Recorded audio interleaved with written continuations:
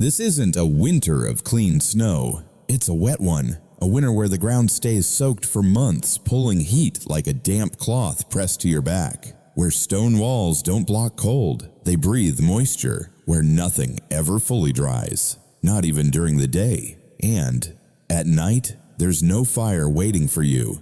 In damp cold, you don't lose heat once. You lose it minute by minute, through the ground, through the air, through contact. And yet medieval peasants slept, not because they made the house warm, but because they made the warm space small. So the question isn't how tough they were. It's this: how did they turn straw and body heat into a system that could survive the night? This isn't a list of tricks, it's a system. Their sleep had only 3 jobs to cut the cold rising from wet ground, to keep air still around the body, and to keep moisture away from heat. The 7 things you're about to hear aren't 7 hacks. They're 7 parts working together, locking heat in one layer at a time. The most dangerous thing in the house isn't the wind, it's the ground. Packed earth floors stay damp for months, and damp ground doesn't just feel cold. It pulls heat like a wet cloth pressed flat against your skin. That's the part most people miss. In damp, cold contact is the killer. Heat doesn't leave in one shock. It drains, slowly, relentlessly. So laying straw directly on the floor, that fails. Not because straw is bad, but because the ground wins first. Peasants understood this early. Before they thought about blankets, before they thought about sharing warmth, they broke contact with the earth. They lifted the straw, sometimes with a low wooden frame, sometimes with planks, sometimes with bricks, stones, anything that created a gap, a thin pocket of still air between the body and wet soil. Here's the one line of physics they lived by. Wet ground conducts heat faster than air, which means the ground steals warmth every minute you touch it. Archaeology backs this up. Excavations of medieval rural houses show traces of simple wooden structures indoors and worn floor patterns marking repeated sleeping areas. Sites like Warham Percy from the 10th to 14th century are often used as reference points for how peasants organized daily life around damp floors. This wasn't comfort. It was damage control. They didn't build a bed to lie on. They built a barrier to escape the ground, and once the earth was cut off, they could start dealing with the air. Straw doesn't keep you warm because it's thick. It keeps you warm because it holds air. That sounds small, but in damp, cold air is everything. Loose straw traps thousands of tiny pockets of air, and when that air stays still, heat doesn't rush out. It lingers. It slows down. This is where most modern instincts fail. We think weight equals warmth, but heavy compressed bedding just squeezes the air out, and once the air is gone, cold moves straight through. Peasants didn't pile straw randomly. They layered it, fluffed it, kept it loose enough to breathe, but dense enough to block movement. Here's the one line of science they relied on, without ever naming it. Still air insulates better than moving air, because moving air creates convection, and convection is a heat leak that never sleeps. That's why thicker straw mattered, not for softness, for time. The thicker the layer, the longer heat had to travel before it could escape into the damp night. Archaeology lines up with this logic. Analysis of living floors in medieval peasant houses regularly finds plant remains dry, grasses, straw, organic fibers compressed and replaced over time. Straw wasn't decoration, it was infrastructure, cheap, available, and constantly renewed. This wasn't about comfort, it was about slowing loss. Straw wasn't a blanket, it was a soft wall built to keep air still. And once the air was trapped, the next question was how to keep it dry. One body can't heat a room, but a few bodies can heat a pocket of air. That's the shift medieval peasants made. They didn't spread out. They didn't claim personal space. They slept together inside the same straw nest, not for comfort, for containment. Body heat is weak in damp cold. It leaks fast, into wet air, into cold walls, into the night.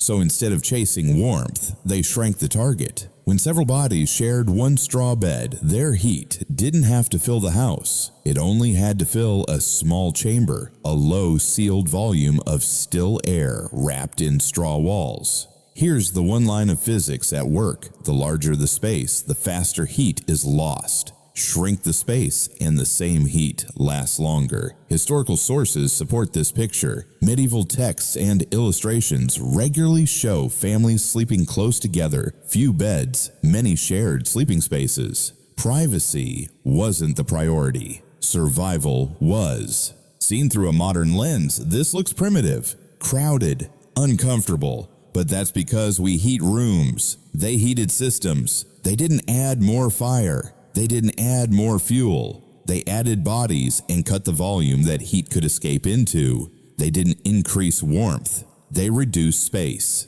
And once heat was pulled together, the next problem was keeping it from leaking away with moisture. They didn't try to keep straw dry forever. That's the part modern thinking gets wrong. In a damp house, straw slowly drinks moisture, night after night, from the air, from the ground, from bodies sleeping above it. And once straw becomes matted and wet, it stops doing its job. The air pockets collapse. Heat moves faster. Cold starts winning again. So peasants didn't fight moisture by drying straw endlessly. They accepted loss and planned for replacement. Old straw was pulled out. New straw was added. Fresh layers were packed on top, restoring the system's thickness and its trapped air. This is the one sentence of science behind it. Wet fibers conduct heat better than dry air, which means damp straw turns from a barrier into a heat sink.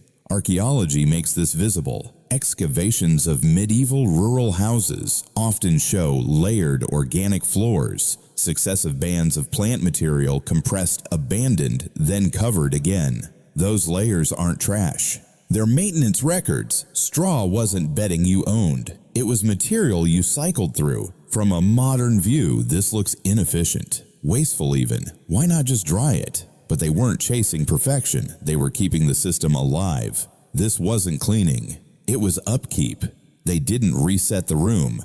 They reset the layer. And once the straw was renewed, the next threat was where moisture came from next. You start choosing which plants fail slower. Not all straw behaves the same. That's something medieval peasants learned the hard way. In damp regions, plain grain straw soaked up moisture fast. Night after night, it drank water from the air, from wet floors, from bodies sleeping above it. So, in some areas, they didn't rely on straw alone.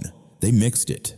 Marsh grasses, reed, sedge plants that grew where water never really left. This wasn't about smell, and it wasn't about comfort. It was about how different plants handle water. Some fibers release moisture faster. Some keep their spring when damp. Some resist collapsing into a cold, matted layer. Here's the one-sentence of science behind it. When bedding collapses, air is lost. And when air is lost, heat escapes. By blending materials, peasants tune the behavior of the layer, not stopping moisture, but controlling where it sat and how fast it moved. Archaeology supports this carefully. In some floor deposits, archaeobotanical traces, plant fragments, and microfossils include wetland species. That doesn't prove a bedding recipe by itself, but it fits a practical pattern in wetter regions. Reed and sedge could be carried indoors, mixed into floors or bedding, to change how the layer held water. From a modern angle, this doesn't look deliberate. It looks improvised. But improvisation was the system. They didn't engineer moisture out of the house. They managed it inside the layers. They weren't changing the bed. They were changing how the bed held water, and once moisture behavior was tuned, the next step was deciding where that system should sit in the room. Stone walls aren't just cold, they're where water gathers. At night, those walls cool fast. Warm air hits them and moisture condenses, quietly, relentlessly. That's how damp creeps back in. So, a bed pushed tight against a wall isn't protected. It's exposed to wet air, to dripping stone, to slow, constant heat loss. Peasants learned this by living through it. A straw bed near the wall grew heavier. colder, damp like stiff cardboard by morning. So they shifted the system, not far, sometimes just a hand's width, sometimes half a step. But that gap mattered. Pulling the bed away from the wall created a drier pocket, a strip of air less saturated, less hungry for heat. Here's the one sentence of science behind it: condensation forms on the coldest surface first, which means walls steal moisture and anything touching them pays the price. Archaeological studies of medieval houses support this subtle logic. Spatial analyses show living areas divided by use, with sleeping zones not fixed hard against walls but adjusted within the room. Beds weren't furniture. They were movable components of a system. To modern eyes, this looks like fussing over inches. Pointless. But in damp, cold inches decide outcomes. They didn't make the house dry. They placed the bed where it could stay least wet. The sleeping place wasn't the warmest spot.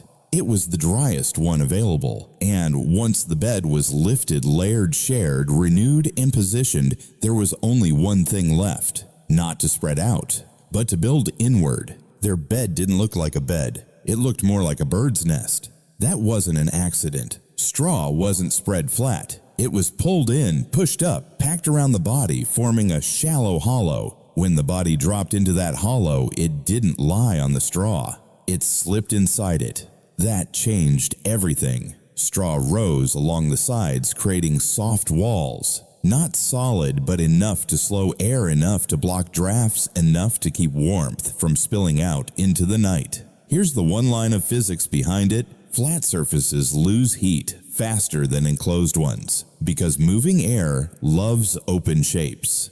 It hates pockets. By shaping the straw, peasants cut convection. They cut wind. They reduced the number of directions heat could escape. Medieval illustrations quietly support this. Sleeping figures are often shown nestled, curled, surrounded by bedding, not stretched flat across it. Seen today, this looks unsophisticated, messy, primitive. But it was architecture, soft architecture, temporary, rebuilt every night. They didn't design a room to stay warm. They designed a space inside the room. They didn't rely on fire. They didn't rely on the house being dry. They relied on shape. They didn't lie on straw. They lay within it. And when you stack all the pieces together, cutting the ground, stilling the air, sharing heat, renewing layers, guiding moisture, choosing position, this final shape locks the system closed. So the real question isn't why they slept this way. It's why we forgot how small warmth can be. In damp cold, you don't die because it's cold. You die because you never warm up again. That's the part we forget. Medieval peasants didn't win winter with fire. Fire fades. Fuel runs out. Moisture always comes back. They won by building a system, one that cut the ground, stilled the air, locked moisture away from heat, and kept warmth small enough to survive the night. Straw, body heat, layers working together, not comfort, control. So the real question isn't how they slept this way, it's whether we still remember how to keep heat from slipping away.